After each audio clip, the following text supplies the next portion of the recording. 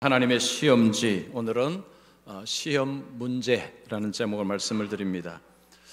자, 여러분 벼락치기를 다 해보셨죠? 시험 치기 전에 잠 안 자고 밤새도록 공부하는 것, 이거 벼락치기입니다.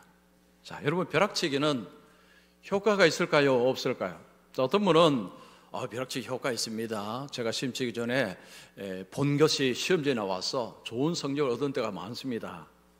이렇게 말씀하실 분이 혹 계실지 모르겠습니다. 그러나 전반적으로는 아마도 별로 효과가 없습니다 라고 대답을 할 것입니다. 제가 이렇게 말씀드리는 근거가 있습니다. 미국의 UCLA 대학의 풀린이라는 교수가요, 벼락치기를 연구를 했습니다. 자, 연구를 했는데 결과는 이렇습니다. 벼락치기는 공부를 방해한다. 도움이 안 되는 게 아니고 방해한다라는 결론을 내렸습니다. 이유는 두 가지 때문입니다. 첫 번째는 잠을 안 자는 것이 기억에 전혀 도움이 안 되기 때문입니다. 공부한 것을 기억을 잘하려면 잠을 푹 자야 합니다. 자녀들이 잠을 푹 잘 때 잠을 푹 자는 것을 가지고 뭐라고 하시면 안 됩니다. 잠을 푹 자는 것이 공부한 것을 기억하는 데 정말 중요합니다. 자, 그리고 두 번째로는 사람이 기억을 할 때에 첫 번째 것하고 나중 것을 중심으로 기억을 한답니다. 그런데 그냥 한꺼번에 많은 정보를 확 집어넣으면 그거 그냥 쉽게 다 날아가 버린답니다. 그래서 이 기억을 하는 데 있어서도 도움이 안 된다는 것입니다. 그래서 결론은 벼락치기는 시험 공부에 아무 도움이 안 된다. 방해만 될 뿐이다. 이게 결론입니다. 여러분 학교 다닐 때 이런 벼락치기 공부를 사실은 우리는 많이 합니다. 저도 많이 했습니다. 그러면 학교를 끝내면 이제는 시험을 안 치느냐? 시험 칩니다. 어디 칠까요? 삶에서. 시험 문제는 누가 낼까요? 하나님이 시험지를 우리에게 주십니다. 여기서 어떤 사람들은 벼락치기를 하려고 하는 사람들이 있어요. 어떤 사람들입니까? 죽기 전에 예수 믿으면 되지. 이거 벼락치기 하려고 하는 분입니다. 여러분, 이거 아무 도움이 되지 않습니다. 공부 잘하는 학생은요, 평소에 공부합니다. 여러분, 신앙생활 속에서도 하나님께서 우리에게 시험지를 내실 때 그 시험에 누가 답을 잘하느냐? 평상시에 신앙생활을 잘하는 사람들. 여러분, 이런 사람들이 시험 문제에 답을 잘 하는 것입니다. 오늘부터 3주간 출애굽기 16장을 가지고 말씀드리는데, 여러분 출애굽기 16장을 관통하는 단어는 시험입니다. 시험. 16장은 전체가 뭘 이야기하느냐? 시험입니다. 시험. 자, 하나님께서 이스라엘 백성들에게 시험지를 내주고 시험을 치는 것입니다. 물론 종이에다 쓰는 것이 아닙니다. 삶으로 쓰는 것입니다. 삶으로 시험 문제 답을 쓰는 것입니다. 자, 그러면 하나님께서 왜 이런 시험지를 주실까요? 그러면 도대체 무슨 시험 문제를 주실까요? 자, 그러면 여러분 우리는 이것을 어떻게 풀 수 있을까요? 이 시험 문제 풀려고 하면 우리에게 뭐가 필요할까요? 오늘 제가 그 말씀을 드리겠습니다. 자, 첫 번째입니다. 시험을 통해서 하나님을 신뢰하는지를 알고자 하신다. 자, 하나님께서 시험 문제를 통해서 뭐를 알려고 하시느냐? 너가 나를 신뢰하는지를 하나님은 알고 싶으답니다. 이스라엘 백성들이 애굽에서 나왔습니다. 광야로 들어왔습니다. 그들이 애굽에서 나와서 홍해 앞에 있었을 때에 뒤로 가도 못하고 앞으로 가도 못하고 그냥 거기에 어떻게 할 줄을 몰랐습니다. 근데 하나님께서 홍해를 가르쳤습니다. 홍해를 마른 땅처럼 건넜습니다. 홍해를 건너고 나서 그들이 신광야에 도착했습니다. 이 신광야는 애굽에서 출발한 지 한 달 뒤에 도착한 것입니다. 2월 15일에 애굽을 출발하고 신광야에 3월 15일에 도착을 한 것입니다. 한 달 여정을 거쳐서 신광야에 도착을 했습니다. 자, 그들이 신광야에서 하나님을 원망을 합니다. 이 중요한 것은 몇 사람이 원망하느냐가 중요합니다. 여러분, 몇 사람이 원망했을까요? 2절 보시면 이스라엘 자손 온 회중이 전체가 원망을 한 것입니다. 이스라엘 백성 전체가 신광야에 도착하자마자 원망하기 시작합니다. 여기서 우리 두 가지를 알 수 있습니다. 첫 번째는 그들이 닥친 현실이 생각보다 힘들었다는 것이죠. 그들이 생각보다 훨씬 현실이 어려웠다는 것입니다. 그래서 모두가 원망을 했다는 거죠. 두 번째는 그들의 신앙이 굉장히 미성숙한 상태였다는 것입니다. 그래서 훈련이 필요했던 것입니다. 하나님의 훈련 방식이 바로 시험을 치르는 것입니다. 여러분, 학생들을 훈련할 때에 시험을 치기 위해서 훈련합니다. 같은 요령입니다. 하나님은 이스라엘 백성들을 훈련을 시키는데 그 장소가 광야입니다. 광야는 훈련 장소입니다. 다른 말로 하면 광야는 시험지를 받는 장소입니다. 우리의 삶이 광야로 들었으면 이제 하나님께서 우리에게 시험지 주신다 생각하면 맞습니다. 하나님은 한 사람을 죄 가운데서 불러내시고는 바로 천국으로 슉 이렇게 하는 것이 아닙니다. 훈련하십니다. 그 훈련한 장소가 온실이 아닙니다. 여러분, 온실은 훈련이 안 됩니다. 거친 광야여야 훈련이 됩니다. 이 훈련을 받아야 험한 세상에서 믿음으로 달려갈 수 있습니다. 하나님은 이스라엘 백성들을 훈련시키기 위해서 광야로 인도하시고 그들에게 시험지를 주셨습니다. 자, 그러면 하나님께서 무슨 문제를 주셨을까요? 자, 이 문제를 알아보기 전에 그들이 뭘 원망했는지를 한번 보겠습니다. 자, 그들이 원망한 내용은 3절에 나옵니다. 이스라엘 자손이 그들에게 이르되 우리가 애굽 땅에서 고기 가마 곁에 앉아 있던 때와 떡을 배불리 먹던 때에 여호와의 손에 죽었더라면 좋았을 것을 너가 이 광야로 우리를 인도해 내어 이 온 회중이 줄여 죽게 하는도다. 이스라엘 백성들이 원망할 때의 핵심 내용 두 가지입니다. 하나는 고기가 없었어. 두 번째는 양식이 없었어. 고기와 양식이 없어서 그들의 입에서 원망, 불평이 튀어나온 것입니다. 지금 이들의 수는 거의 200만 명이라고 합니다. 엄청난 수가 나왔습니다. 나온 지 한 달이 지났습니다. 그들이 음식을 갖고 나왔을 것입니다. 그런데 지금 음식이 다 떨어진 것입니다. 그들이 광야에 있습니다.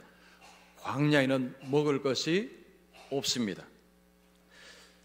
그들은 광야에 왔는데 먹을 것이 없자 이제 우리가 굶어서 죽는구나, 그런 생각을 하고 원망을 하는 것입니다. 하마터면 열심히 살 뻔했다, 이런 책이 있습니다. 하마터면 열심히 살 뻔했다. 제목이 재밌죠? 이 책이 참 많이 팔렸다고 합니다. 이 책에 보면요, 사람이 쉽게 불행해지는 법, 이 법에 대해서 글이 있습니다. 여러분, 사람이 빨리 불행해지는 방법 어떻게 하면 될까요? 비교하면 됩니다. 비교. 자, 여러분, 지금 여러분들을 제가 불행하게 해드리겠습니다. 제가 말하는 대로 한번 생각을 해보십시오. 여러분보다 돈이 많은 주위의 친구, 주위의 사람을 생각하십시오. 자, 여러분보다 더 이쁘고 잘생긴 친구나 주위 사람을 상상하십시오. 여러분보다 소유물이 더 많은 친구나 주위의 사람을 상상해 보십시오. 여러분보다 더 인기가 많은 친구나 주위의 사람을 상상해 보십시오. 자, 여러분이 상상을 하시는지 안 하시는지 제가 여러분 봐서는 모르겠습니다. 자, 보통 그렇게 할 때에 사람은 나는 불행하다.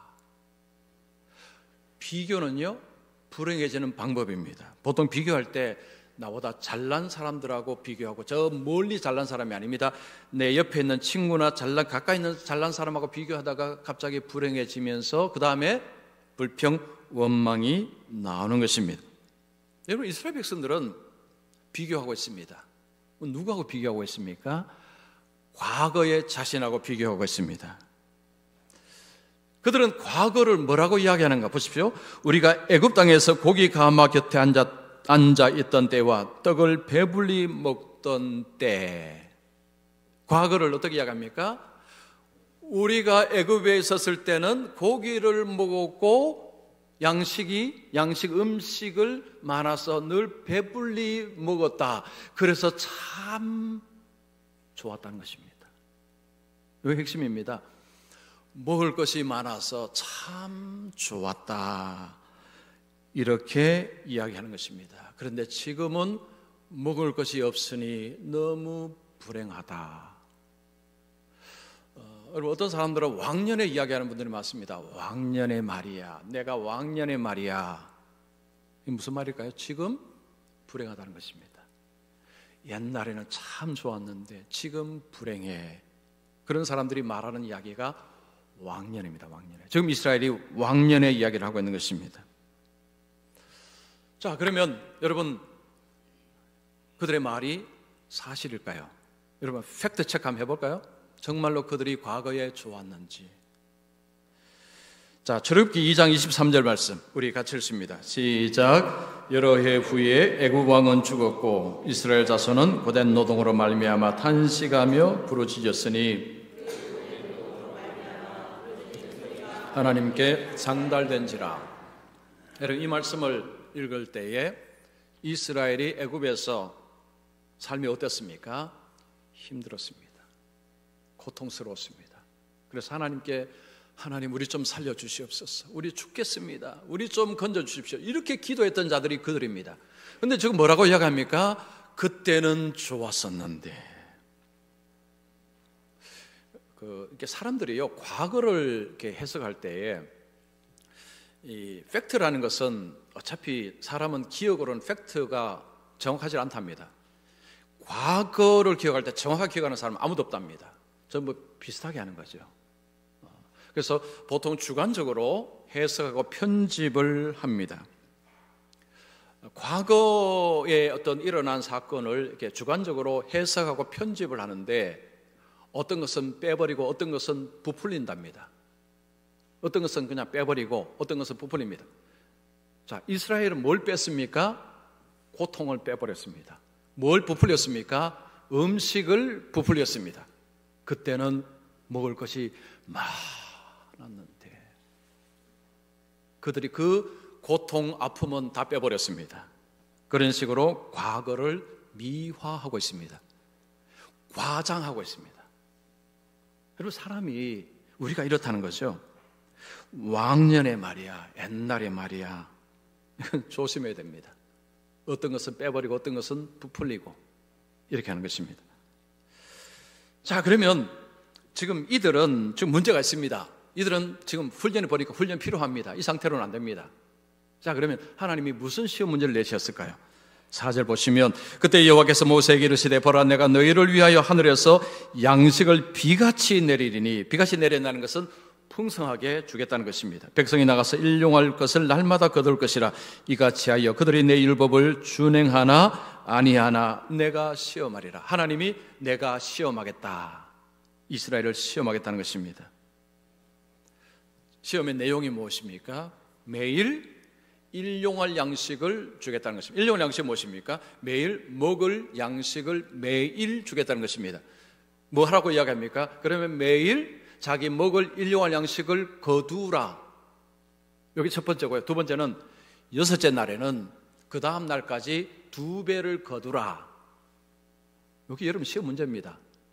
아이 이거 어렵지도 않네요 생각하시죠? 이게 그렇지 않습니다. 자, 시험 문제 뭐라고 했습니까? 하루에 일용할 양식을 내가 줄 테니까 일용할 양식을 매일 거두라 하고, 여섯째 날에는 그 다음 날까지 2배를 거두라. 여기 시험 문제입니다. 자, 그러면서 하나님이 이것을 왜 하느냐? 내 율법을 준행하나 아니하나 본다는 것입니다.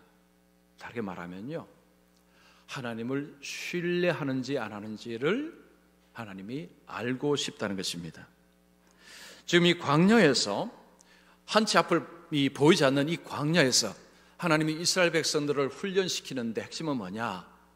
하나님을 신뢰하도록 하는 훈련입니다. 시험의 내용은 뭐냐? 하나님을 신뢰하는지 안 하는지, 이거 하나님께서 알아보고 싶다는 것입니다.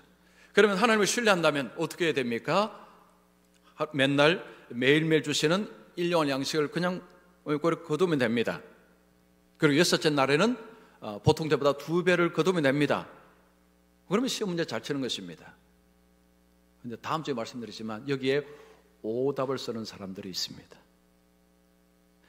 자, 하나님께서 우리에게 뭔가를 주실 때에 거기에 이렇게 조건이 붙어 있는 경우가 많습니다. 요거는 하고 요거는 하지 말고. 그래서 사람들은요 거기에 대해서 불만을 품습니다. 뭐 하나님 자꾸 이거 하라 하지 마라 왜 자꾸 이렇게 하시는지 너무 불편하다고 이야기하는 사람들이 꽤 있습니다. 자, 여러분이 아프면 병원에 갑니다. 자, 병원에 가셔서 이제 처방전을 받아서 약국에 가서 이제 약을 구입을 합니다. 그럴 때 약사가 약을 줄 때 이런 이야기 하죠. 김원동 씨, 이 약을 먹을 때는 하루에 3번 드셔야 됩니다. 아침 식사 한 30분 후에, 점심 식사하고 30분 후에, 저녁 식사하고 30분 후에 드셔야 됩니다. 근데 제가 이제 약사에게 왜 이렇게 해야 됩니까? 라고 물으면 약사가 뭐라고 이야기할까요? 그래야 약이 효과가 있습니다. 그래야 몸이 건강해집니다. 그 이야기를 할 것입니다. 똑같습니다. 자, 하나님께서 이게 조건을 아니면 규칙이든지 뭐 이거 하라 하지 말라고 할 때요, 이게 상당히 우리에게 불편하게 느껴집니다. 뭐 꼭 그렇게 해야 됩니까? 라고 할 때 하나님 뭐라고 하실까요? 너를 위해서 하는 이야기다. 너 유익을 위해서 하는 이야기다. 너를 위해서, 너의 복을 위해서 하는 이야기다. 하나님 우리에게 그렇게 말씀하는 것입니다. 하나님께서 우리에게 원하시는 것은 하나님을 전폭적으로 신뢰하는 것입니다. 우리는 늘 광야의 삶을 살지는 않습니다. 광야는 뭔가가 없어서 불편하고 힘들 때입니다. 그래서 가끔씩은 광야로 들어갑니다. 그때가 시험 칠 때입니다.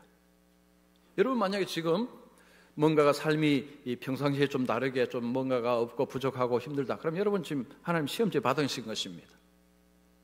여러분 시험 문제 잘 푸셔야 됩니다. 시험 문제를 잘 보고 푸셔야 됩니다. 이 시험의 핵심은 그겁니다. 너가 하나님을 신뢰하고 있느냐? 지금 그런 어려움이 있지만 그 가운데서도 하나님을 신뢰하고 있느냐? 만약에 내가 하나님을 신뢰한다면 어떻게 할까요? 하나님의 지시대로, 하나님의 방법대로 내 삶을 맞출 것입니다. 하나님을 신뢰하지 않는다면 별로 관심을 두지 않고 그냥 내 방식대로 내가 하고 싶은 대로 살 것입니다. 여러분 이 시험은요 종이에 쓰는 것이 아닙니다. 삶으로 하는 것입니다. 여러분 지난 한 주간 동안 삶을 한번 생각해 보십시오. 만약 하나님께 여러분들에게 시험지를 주셨다면 여러분 그 시험지의 삶으로 어떻게 답을 하셨는가 한번 살펴보시면 좋겠습니다. 자, 두 번째입니다. 시험을 잘 치르는 자는 하나님을 아는 자이다. 여러분 하나님을 알아야 시험을 잘 치를 수 있습니다. 자, 모세는 시험 문제를 냈습니다. 그리고 이 문제에 어떻게 답하는지도 알려주었습니다. 6절 보십시오. 모세와 아론이 온 이스라엘 자손에게 이르되 저녁이 되면 너희가 여호와께서 너희를 애굽 땅에서 인도하여 내셨음을 알 것이요. 저녁이 되면 너희들의 뭔가를 볼 것이다. 그것을 보면 하나님이 우리를 애굽에서 인도하여 내셨구나라는 것을 깨닫게 될 것이다 라는 것입니다. 저녁에 뭘 볼까요? 메추라기입니다. 메추라기 때가 이제 어마어마한 메추라기 때를 보면서 하나님의 영광을 볼 것이라는 것입니다. 그 다음에 아침에 뭔가 또 있습니다. 7절에 보시면 아침에는 너희가 여호와의 영광을 보리니, 아침에는 뭐가 임합니까? 만나입니다. 아침에는 만나로, 저녁에는 메추라기로 하나님께서 그들에게 주실 때에 그것을 보면서 하나님의 영광을 본다는 것입니다. 그 영광을 왜 보여주십니까? 우리를 하나님이 애굽 땅에서 여기까지 인도하여 내셨음을 알려주기 위해서 그냥 온 것이 아닙니다. 하나님께서 너희들을 애굽 땅에서 지금까지 인도하여 내셨다는 것을 깨닫도록, 우리식으로 말하면 예수 믿지 않는 나를, 죄와 지옥에서 나를 건져내셔서 지금 이렇게 삶을 살아가도록 하신 분이 내가 아니요 하나님이시다. 이것을 깨닫도록 하기 위해서 영광을 자꾸 보여주신다는 것입니다. 여러분, 성경에서는요, 사람이 하나님을 볼 수 없습니다. 하나님을 본 사람은 아무도 없습니다. 그런데 하나님의 영광은 보여주십니다. 자, 하나님의 영광 어떻게 볼까요? 만나 매출하기. 그리고 성경에 보면 오늘 본문 10절에 보면 이제 구름을 보는데 거기에 이스라엘 백성들이 하나님의 영광을 본다고 나옵니다. 시편에 보면 하늘이 여호와의 영광을 선포한다는 표현이 있습니다. 즉 하늘을 보고 하나님의 영광을 볼 수 있다는 것입니다. 신약에 오면 예수님을 보면 하나님의 영광을 본다는 말씀도 있습니다. 예수님의 얼굴이 하나님의 영광을 보여준다는 표현이 있습니다. 자, 이런 식으로 하나님은 영광을 보여주심을 통해서 뭘 알게 하십니까? 하나님을 알게 하십니다. 하나님이 너의 삶을 지금까지 여기까지 인도하셨다는 것을 그렇구나. 이 말은요, 우리가 그렇게 생각을 잘 안 한다는 이야기입니다. 그냥 내가 열심히 해서 열심히 내가 살았어, 내가 열심히 했기 때문이지. 우리는 자꾸 이렇게 생각합니다. 그런데 하나님의 영광을 보면 아이고, 하나님께서 하나님이 인도하셨구나. 하나님을 깨닫게 된다는 것입니다. 이스라엘 백성들이 광야에 와서 의심을 했습니다. 광야에 오니까 먹을 것이 없으니까 힘들어지니까 의심하기 시작했습니다. 정말 하나님이 애굽에서 우리를 여기까지 인도하셨나? 의심이 든 것입니다. 우리가 어려움 속에 있으면 하나님이 정말 나의 삶을 인도하시는가? 의심이 생깁니다. 이스라엘 백성이나 우리나 차이가 없습니다. 하나님께서 그들에게 저녁에는 메추라기로 고기로, 낮에는 만나를 통해서 하나님의 영광을 보게 하시고, 그리고는 하나님이 너희들의 삶을 인도하신다, 하나님이 너희들의 삶을 책임지고 계시다는 것을 깨닫도록, 그 하나님을 알도록 그렇게 하신다는 것입니다. 자, 그렇게 하고는 이스라엘 백성들을 하나님께로 가까이 나오라고 합니다. 하나님께 가까이 온다는 것은 구름, 거기에 광야에 구름이 있습니다. 그 구름 쪽으로 나오라는 것입니다. 백성들이 구름을 향해서 나갑니다. 자, 무슨 일이 벌어졌습니까? 10절에 보시면 아론이 이스라엘 자손의 온 회중에게 말하며 그들이 광야를 바라보니 여호와의 영광이 구름 속에 나타나더라. 그들이 구름을 봅니다. 근데 뭘 봅니다? 뭔지는 모릅니다. 그 구름 속에서 하나님의 영광, 하나님의 어미로우심, 하나님의 거룩하심, 하나님의 손길, 하여튼 뭔가가 나타났다는 것입니다. 만약 여러분 같으면 그걸 볼 때 무슨 생각이 들까요? 얼마 전에 뭐 했습니까? 원망불평했습니다. 그런데 거기 하나님의 그 영광이 나타났을 때에 아마도 입을 다물었을 것입니다. 후회했을 것입니다. 하나님, 잘못했습니다. 제가 미련했습니다. 영국의 16세기, 17세기에 그 청교도들이 엄청나게 박해를 받았습니다. 그때 유명한 인물들이 많습니다. 그 중에 그때 유명한 인물 중에 존 오웬, 존 번연, 이 두 사람이 있어요. 이 사람들의 책은 아직도 그리스도인들이 읽고 있습니다. 굉장히 유명한 분들입니다. 이 존 오웬과 존 번연은 가까운 친구 사이라고 합니다. 존 번연이 박해를 받아서 감옥에 가게 됐습니다. 그러자 존 오웬이 자기가 갖고 있는 인맥과 힘을 동원해서 존 번연을 감옥에서 끄집어내기 위해서 애를 썼습니다. 그런데 실패를 했습니다. 처음에 존 번연이 감옥에 들어갈 때 존 오웬은 자신의 힘으로 친구를 꺼낼 수 있으리라 생각을 했다고 합니다. 그런데 못한 것입니다. 친구는 감옥에서 꽤 오래 있었습니다. 1676년에 존 번연이 이제 감옥에서 나왔는데 그의 손에 종이 뭉치가 있었습니다. 이 종이 뭉치로 책이 나왔는데 그 책이 철로 역정입니다. 여러분 다 들어보셨죠? 철로 역정. 철로 역정, 그리스도인이 이 멸망당할 장망성을 떠나서 천국을 향해서 걸어가는 여행, 이게 철로 역정입니다. 그 감옥에서 존 번연은 철로 역정을 쓴 것입니다. 여러분, 고난이 우리에게 다가올 때 하나님 우리에게 아무런 설명을 해주지 않습니다.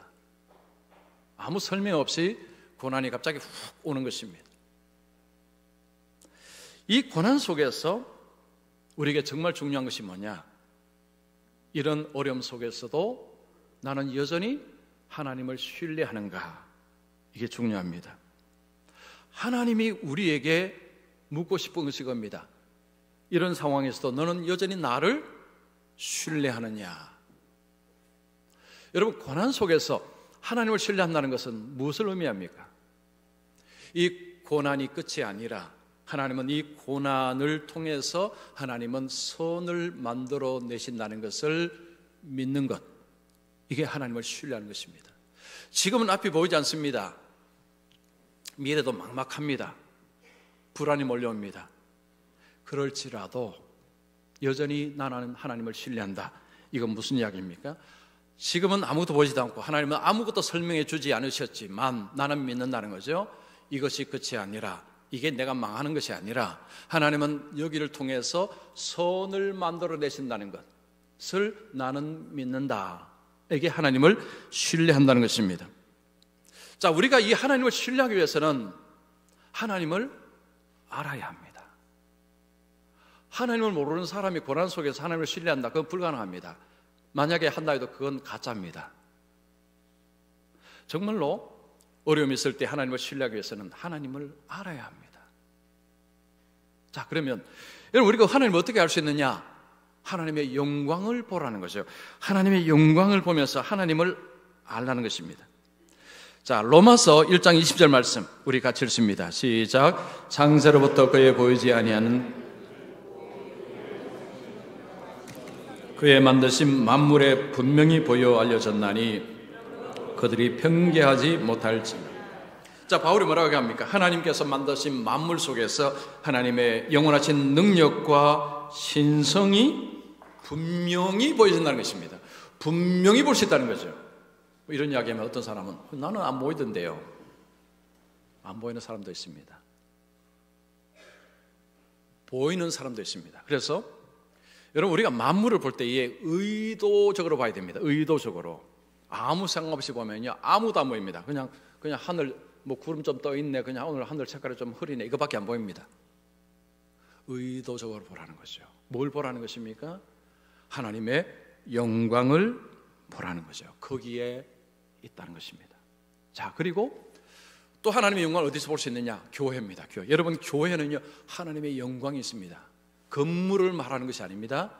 하나님의 백성들, 하나님을 신실하게 따르는 하나님의 백성들을 보십시오. 그들에게 하나님의 영광이 있습니다. 또한 성경입니다. 여러분, 성경은 하나님의 영광을 보여줍니다. 특별히 성경 중에서 예수님이 핵심입니다. 예수님을 보면 하나님의 영광이 보입니다. 여러분, 예수님을 아는 자는 하나님을 알게 됩니다. 예수님을 보라는 것이요. 그럴 때에 하나님이 어떤 분이신가, 하나님이 어떤 분이신가를 알게 됩니다. 그 지식이 현실의 어려움 속에서도 하나님을 신뢰하게 만드는 힘이라는 것입니다. 여러분, 고난 속에서 중요한 것은 앞으로도 하나님께서 나의 삶 속에 선하게, 좋게, 복되게 인도할 것이다 라는 이게 핵심입니다. 다른 말로 하면요, 하나님께서 결국은 아름답게 마무리해 주실 것이다. 여러분, 이게 핵심입니다. 자, 빌립보서 1장 6절 말씀 이것도 같이 읽습니다. 시작. 너희 안에서 착한 일을 시작하신 이가 그리스도 예수의 날까지 이루실 줄을 우리는 확신하노라. 확신하노라. 뭘 확신하는 것입니까? 하나님이 나를 죄와 사망에서 불러내셨습니다. 그리고 내가 가야 될 목적지가 어디입니까? 예수의 날, 하나님 나라입니다. 하나님이 나를 불러내시고 지금 이 자리까지, 지금 과정입니다. 과정 아직 안 끝났습니다. 하나님이 앞으로 마무리하실 것이다. 이것을 확신하노라. 이게 될까 안 될까? 이거 확신 아닙니다. 그 의심입니다. 의심. 확신한다는 거죠. 하나님께서 나를 건져내셨으니 끝까지 나를 책임지고 인도하시고 나를 승리의 자리로, 영광의 자리로 나를 인도하실 것이다 라는 것을 말하고요, 확신. 이게 현실 속에서 어려움이 있을 때, 고난이 있을 때 하나님을 신뢰하게 만든다는 것입니다. 그 심리학이 이제 많이 발전했는데요. 1800년도, 1900년도 후반까지 이 심리학은 사람의 주로 과거에 초점을 맞췄습니다. 즉, 한 사람을 알기 위해서는 과거를 많이 이제 연구했습니다. 그래서 현재의 나는 과거의 산물이고, 현재의 내 행동은 과거가 현재의 내 행동을 규정하고, 내가 무엇을 할 것인가, 어떻게 할 것인가를 좀 과거가 규정한다고 생각했습니다. 그런데 1990년도 후반때 이게 바뀌었습니다. 과거가 현재 나를 만드는 것이 아니고요, 미래가 현재 나를 만든다, 이런 식으로 심리학의 사조가 바뀌었습니다. 사람은요, 과거가 현재 나를 빚어내는 게 아니고 미래를 어떻게 보느냐, 여기에 현재 자기를 빚어내는, 이게 제로랍니다. 목표가 뚜렷한 사람, 미래가 빚어내는 사람은요, 현재 어떻게 합니까? 힘든 일이 있어도 참고 또 참고 나갑니다. 미래가 현재를 계속해서 만들고 있는 것입니다. 여러분, 예수 믿는 사람에게 미래는요, 하나님 손에 있습니다. 하나님께서 미래를 통제하십니다. 하나님께서 미래를 주관하십니다. 내 미래는 하나님의 손에 있습니다. 내가 만들어 갈 수가 없습니다. 하나님께서 내 인생의 모든 것을 책임지시고, 그리고 마지막을 선하고 아름답게 할 것임을 믿고 오늘을 살아가는 것입니다. 이게 지식입니다. 지식. 여러분, 기독교는요, 그냥 덮어놓고 믿는 종교가 아닙니다. 하나님을 믿는 것입니다. 하나님을 아는 지식 속에서 하나님을 믿습니다. 그 하나님은 어떤 하나님입니까? 시작하셨고 마무리하시는 하나님. 나는 그 하나님을 믿습니다. 고난 속에서도 하나님은 지금까지 나의 삶을 여기까지 인도해 주셨습니다. 지금 어려움이 있지만 이 어려움이 끝이 아닙니다. 이 어려움을 통해서 하나님은 또 다른 것을 빚어 가신다는 것을 믿는 것입니다. 여러분, 지금 좀 삶에 어려움이 있다면 그냥 하나님께 시험 받았다, 시험지 받았다 생각하시면 됩니다. 시험지 받았으면 뭐 해야 됩니까? 풀어야 됩니다. 문제 받아서 문제 보고 풀어야 되죠. 이거 덮어놓으면 안 돼요. 자, 풀어야 됩니다. 목적이 뭐라고 했습니까? 이 상황 속에서도 앞이 안 보이는데도 여전히 하나님을, 너는 나를 신뢰하느냐, 이걸 묻는 것입니다. 자, 그러면 여러분, 하나님을 신뢰하면 어떻게 한다고 했습니까? 오늘 하나님께서 내게 말씀하는데 귀를 엽니다. 하나님 방식대로 내 삶을 거기에 맞춥니다. 반면에 하나님을 신뢰하지 않는 사람은 그렇게 하지 않습니다. 내 방식대로, 내가 하고 싶은 대로 그냥 그렇게 살아갑니다. 정말로 내가 하나님을 신뢰하느냐? 삶을 보면 됩니다. 내 삶을 보면 됩니다. 여러분, 지난 한 주 동안 하나님께서 말씀하는 방식에 귀를 기울이고 그 삶을 살려고 했었느냐? 우리는 어차피 다 못 삽니다. 그러나 그렇게 내가 거기에 관심을 가지고 살아갔느냐? 이게 중요합니다. 신뢰하지 않는 사람은 아예 관심 없습니다. 그냥 자기 생각대로 살아갈 뿐입니다. 하나님께서 백성들을 훈련하기 위해서 광야로 인도하시고 광야에서 시험 문제를 내실 때, 여러분, 이것은 우리를 단련시키고 우리를 새롭게 하고 우리를 더 아름답게 빚어가는 하나님의 방법입니다. 그래서 지금 혹시 어려움 속에 있을지라도 하나님을 신뢰하시기 바랍니다. 하나님은 나의 미래까지도 하나님이 책임지시는 하나님이심을 믿고 여러분, 한 주간도 여러분 생각을 이렇게 내려놓으시고 하나님의 말씀을 쫓아서 살아가시는 우리 모든 분들 되시기를 축원합니다.